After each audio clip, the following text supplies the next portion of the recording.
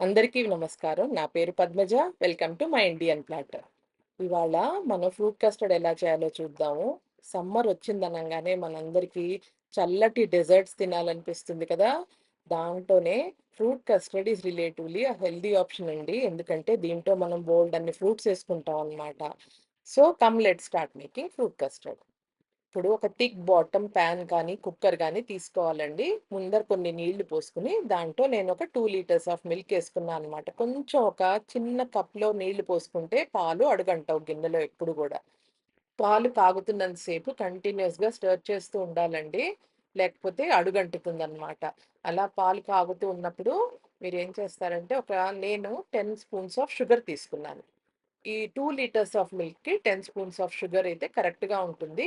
మీరు షుగర్ ఎక్కువ తీసుకుంటారు, స్వీట్ ఎక్కువ తీసుకునే వాళ్ళైతే ఇంకొక స్పూన్ యాడ్ చేసుకోండి. తక్కువ తినేవాళ్ళైతే ఒక 2 స్పూన్స్ తగ్గించుకోవచ్చనమాట. ఇది కంటిన్యూయస్‌గా మిల్క్ బాయిల్ అవుతున్నంత సేపు కలుపుతూనే ఉండాలి. ఇప్పుడు పాలు బాగా కాగాయన్నప్పుడు చిన్న బౌల్‌లో కొన్ని కాచి చల్లార్చిన పాలు, మనం ఒక కప్ మిల్క్ తీసుకొని పక్కకి, దాంట్లో మనము ఇప్పుడు కస్టర్డ్ పౌడర్ యాడ్ చేసుకుందాం. కస్టర్డ్ పౌడర్ యాడ్ చేయడానికి దాని మెజర్‌మెంట్స్ ఏంటంటే, ఎవ్రీ హాఫ్ లీటర్ ఆఫ్ మిల్క్‌కి 2 table spoons of custard powder అనమాట. నేను తీసుకున్నది 2 లీటర్స్ ఆఫ్ మిల్క్ కాబట్టి, నేను 8 spoons of custard powder add చేసుకుంటున్నాను ఇప్పుడు నేను. మనం పెద్ద ఆ కుక్కర్‌లోనే వేసేసి కలపకూడదండి. ఎప్పుడు కూడా పాలు కార్చి చల్లార్చినవి అంటే వార్మ్‌గా ఉన్నప్పుడు తీసుకొని, దాంట్లో మనం ఈ కస్టర్డ్ పౌడర్ యాడ్ చేసుకొని, దాన్ని బాగా ఉండలు లేకుండా కలుపుకోవాలనమాట ఇలాగా. అస్సలు ఉండకుండా కలుపుకొని, ఇది ఇప్పుడు ఏం చేస్తామంటే ఆల్రెడీ కాగున్న పాలల్లో ఇలా కలిపేసుకొని కంటిన్యూయస్‌గా స్టిర్ చేస్తూనే ఉండాలి. అది ఎంతసేపు స్టిర్ చేయాలి అంటే, మనం పూర్తిగా ఈ కుక్ అయిపోయింది, ఇంకా మనం స్టవ్ మించి తీసి పక్కన పెట్టేస్తాము అనే వరకు కూడా స్టిర్ చేస్తూనే ఉండాలనమాట.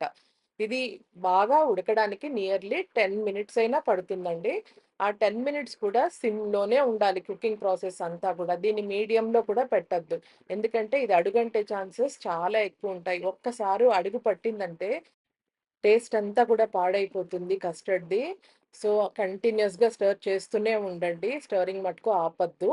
సో, ఇది పూర్తిగా కుక్ అయిపోయింది అని ఎలా తెలుస్తుందంటే, మీరిలా స్పాచులా తోటి కనుక ఇలాగ వచ్చిందంటే ఫ్లోయీ కన్సిస్టెన్సీయే కాకుండా క్రీమీగా కూడా ఉండాలి. సో, మీరు కరెక్ట్‌గా ఆ కన్సిస్టెన్సీ వచ్చే వరకు కుక్ చేసుకొని, మీరు స్టవ్ ఆఫ్ చేసేసుకోండి. స్టవ్ ఆఫ్ చేసి పక్కన పెట్టుకున్నాక కూడా కంటిన్యూయస్‌గా ఆరే వరకు కూడా స్టిర్ చేస్తూ ఉండండి. ఆరాక కూడా మధ్యలో స్టిర్ చేయడం మటుకు ఆపొద్దు. లేకపోతే ఒక థిక్ లేయర్ ఆఫ్ మీగడలాగా కట్టేస్తుందనమాట. అది మళ్ళా బావుండదు. సో, పూర్తిగా చల్లారాక దీన్ని తీసుకెళ్ళి ఫ్రిడ్జ్‌లో పెట్టుకొని 6-8 అవర్స్ దీన్ని పూర్తిగా చిల్ అయిపోనివ్వండి. ఇప్పుడు చూసారు కదా! చల్లగా అయిపోయిన కస్టర్డ్ ఎలా ఉందో చూడ్డానికి ఒక పుడ్డింగ్‌లా ఉంది కదా! ఇదేంటి అనుకుంటున్నారా? దీనికో చిన్న టిప్ ఉందండి. దాంతోటి మనం దీన్ని సిల్కీ స్మూత్‌గా తయారు చేసుకోవచ్చు. నేనిప్పుడు ఒక హ్యాండ్ బ్లెండర్ తీసుకొని, దాన్ని ఇప్పుడు నేను కస్టర్డ్‌లో పెట్టి, బాగా నేను విప్ చేస్తా అనమాట. ఆ చేయడంతోటి మన కస్టర్డ్ ఇలా పుడ్డింగ్‌లా ఉన్న కస్టర్డ్ అంతా సిల్కీ స్మూత్‌గా అయిపోతుంది. ఒక్క 2-5 మినిట్స్ మీరలా కనక హ్యాండ్ బ్లెండర్‌తోటి బ్లెండ్ చేస్తే బావుంటుందనమాట టెక్స్చర్. నేను 2 లీటర్స్ స్టోన్ మిల్క్ తోటి కస్టర్డ్ చేశాను. అందుకని ఇప్పుడు నేనొక spoon of fresh cream add చేశా అనమాట. ఆ యాడ్ చేయడం మూలాన కస్టర్డ్‌కి మంచి consistency, texture and taste enhance అవుతాయన్నమాట. సో, ఇలా కలిపి చూసారంటే అది చూసారు కదా! ఎంత సిల్కీగా ఉందో. సో, ఇది పర్ఫెక్ట్ టెక్స్చర్ అన్నమాట మన కస్టర్డ్‌కి. సో, ఇప్పుడు మనం దీంట్లో యాడ్ చేసే ఫ్రూట్స్ చూద్దాం. నేను apples, oranges, grapes, banana, pomegranate, mangoes, అలాగే స్లైస్డ్ ఆల్మండ్స్ తీసుకున్నానన్నమాట. నేను ఆల్మండ్స్‌ని రాత్రే బాదాంని రాత్రి నానబెట్టేసి దాని స్కిన్ పీల్ చేసి ఇలా సన్నగా పొడుగ్గా స్లైస్ చేసుకున్నా. అలాగే యాపిల్స్‌ని చిన్నగా కట్ చేసుకోండి.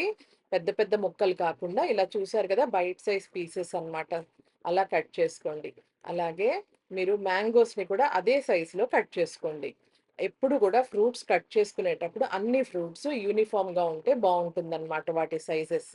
నేను అలాగే గ్రేప్స్ కూడా తీసుకున్నాను. గ్రేప్ కూడా నేను సగానికి కట్ చేసుకున్నా అనమాట. చూసారు కదా! ఒక ఫుల్ గ్రేప్ తినే కంటే ఇలా హాఫ్ కట్ చేసుకున్న గ్రేప్ తింటుంటే కస్టర్డ్‌లో బావుంటుంది. ఎందుకంటే అన్నీ ఒకటే సైజులో ఉంటాయి ఫ్రూట్స్. నేను క్లెమెంటైన్స్ తీసుకున్నానండి. చిన్న ఆరెంజెస్ దొరుకుతాయి కదా! అవి. వాటిల్లో సీడ్స్ ఉండవు. అవి కూడా ఇలాగే సన్నగా కట్ చేసి పెట్టుకున్నా. ఇవి చాలా స్వీట్‌గా ఉంటాయి. కస్టర్డ్‌లోకి బావుంటాయి. అలాగే బనానాని కూడా చిన్నగా నేను చాప్ చేసుకున్నా అనమాట. అన్నీ కూడా ఒకటే సైజులో కట్ చేసుకోండి. సో, ఇవన్నీ మనం ఇప్పుడు కస్టర్డ్‌లో కలుపుకుందాం. నేను కస్టర్డ్‌ని ఒక పెద్ద బౌల్‌లోకి ట్రాన్స్‌ఫర్ చేసుకుంటున్నాను. ఎందుకంటే ఫ్రూట్స్ కలిపేటప్పుడు ఈజీగా ఉంటుందని. ఇప్పుడు అన్ని fruits one by one add చేసుకుందాం. యాడ్ చేసుకొని అన్నీ బాగా మెల్లగా మిక్స్ చేసుకోవాలనమాట. ఇప్పుడు సమ్మర్ కాబట్టి నాకు సమ్మర్‌లో దొరికే ఫ్రూట్స్ నేను వేసుకుంటున్నాను. ఈ డెజర్ట్ మీరు ఎనీ సీజన్‌లో చేసుకోవచ్చు.